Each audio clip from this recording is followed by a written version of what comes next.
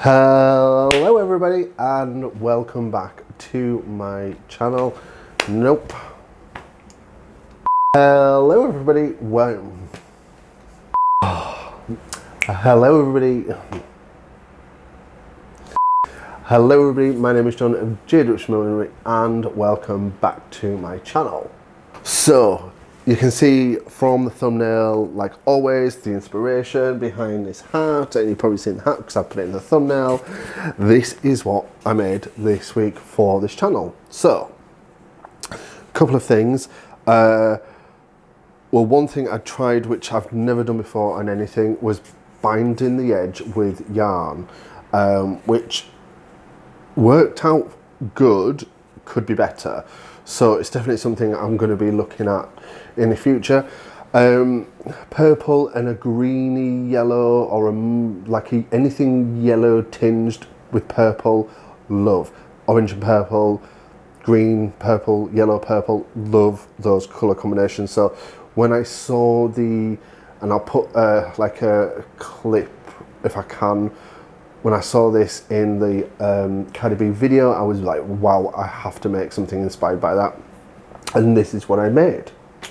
Make sure you keep watching throughout the video, because at the end of this video, there is going to be the question of the week. And any answers that I get for question of the week will go into future videos, so look out for that. If you want to see how I made this, let's get started. Right, so I started by blocking the base, and as you can see here, I'm actually using the corner, I would probably say the top triangle of the sinamay, so I can use more of the sinamay to trim. So I measured what I would need to cover the base and cut out what I needed. The sinamay I'm using is a fine weave sinamay from Be Unique in purple, and is priced at $12 Australian per half metre. The block I'm using today is my trusty Beret Percher hat block from Hat Blocks Direct, and this block is linked in the description box below and retails at £95. So I blocked the base like you usually would, and I'm using drawing pins to hold it into place. So I have a question which is different to my question of the day. So I saw this on Facebook, and I'd like to see what you all think. Do you always use pins, or drawing pins, or blocking pins? Personally, I will use pins when blocking something fine, but for sinamay, drawing pins will work. Don't be shamed into using pins if you prefer something else. There is no wrong way, just a traditional way and a different way. So yeah, that's my little rant about pins over. Although saying that, I would love to learn how to use pins properly, because I do use them for like fine sort of straws, but I haven't really learned how to use them properly. So yeah. Anyway, I stiffened the sinamay using some hat stiffener from Tom & Rena, and I left this to dry. Next up, we need to work on the quills. So these quills I got as a bundle from feather.com.au, so there were different colours and lengths. I only needed 3, so I picked the 3 which worked together in length, and I painted these like a yellowish green colour. However, this did dry to quite a dark green. As we're making stripes, it's easy to cover the lighter colour with a darker colour, so this is why I covered them in like a green acrylic paint first, and then left to dry, which took about 3 coats to fully cover some of like the red colours. I then cut small strips of like a low tack tape, a bit like a masking tape, and covered the quills where I wanted the green to show. I then painted over the green with the purple acrylic paint, which only needed 1 coat, and I left these to dry. When they was kind of dry, I then sort of took the tape off, so then it didn't pull any of the paint. I mean, it did a little bit, but it's fine. What I did is, once they were fully dried, I actually then went ahead and just neatened up some of the lines where it was obvious that the there was like a tear or a pull or anything. Obviously, as well, I work from a home studio, and I say studio very loosely, in the centre of Sydney. I've got no outside space, so I've got to be careful what I use in this flat because, you know, it's a high-rise building. I don't have a balcony, and the windows don't open up very fast, so anything toxic-ish, I've got to be careful what I use. So because of that, I wanted to bring a sheen back to the quills because they turned out quite matte, and what I did is I actually painted them with a clear top coat, like a nail varnish top coat. This is why I didn't use spray paint to cover the quills, which would have done a lot quicker. But, you know, like I say, using stiffener, I was like, oh, but I have no choice. I have to use stiffener. I didn't want to sort of like start using all these other sort of like sprays and glues and everything. So, yeah, that's why. Okay, so we've got the base and the quills drying. Now let's move on.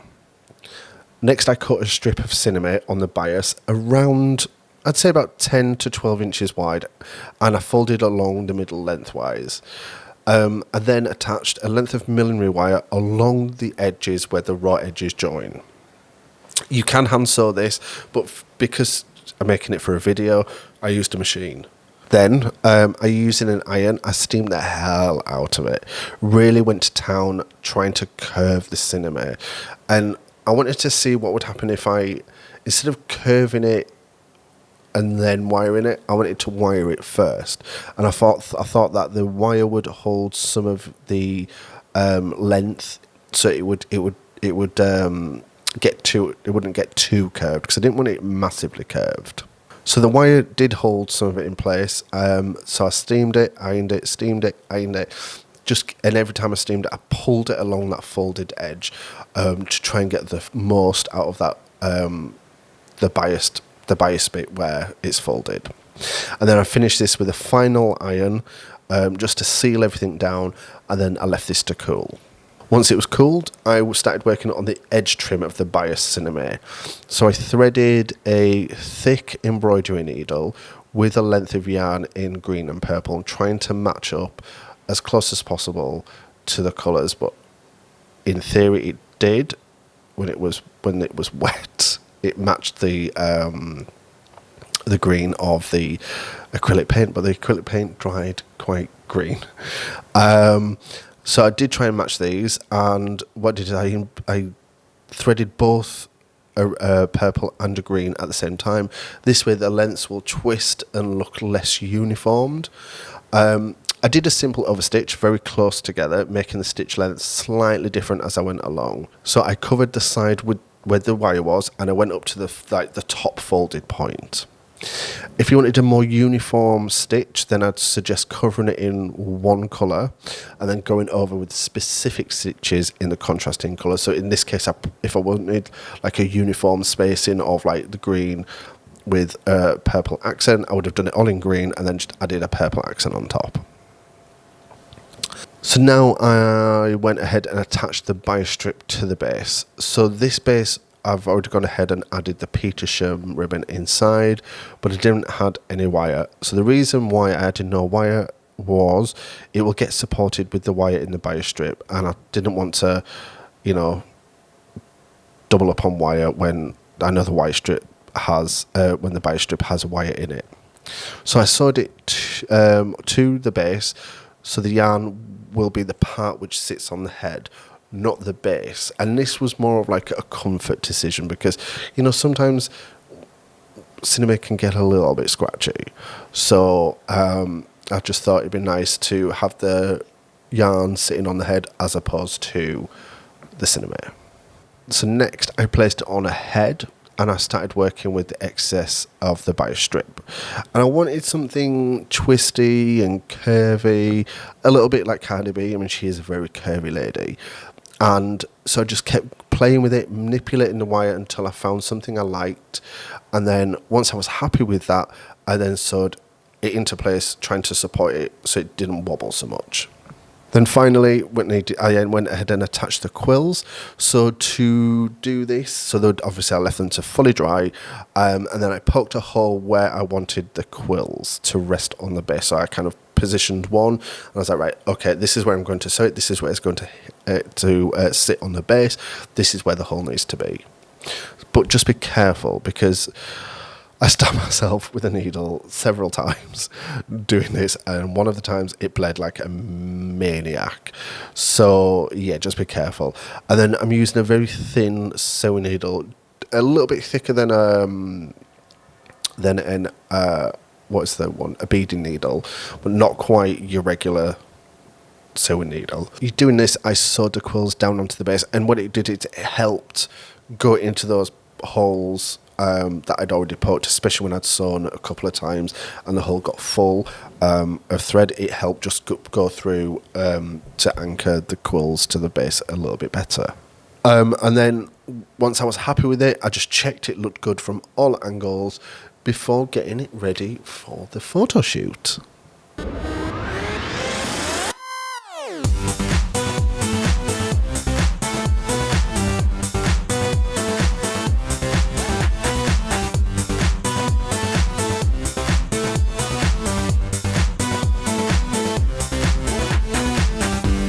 This actually turned out a lot better than I imagined. What I actually had envisioned was like a free floating brim with this kind of, and in fact I had this as well, which I wanted to put around it, and I'm kind of glad I didn't use this because I don't know, I just think it would have, yeah.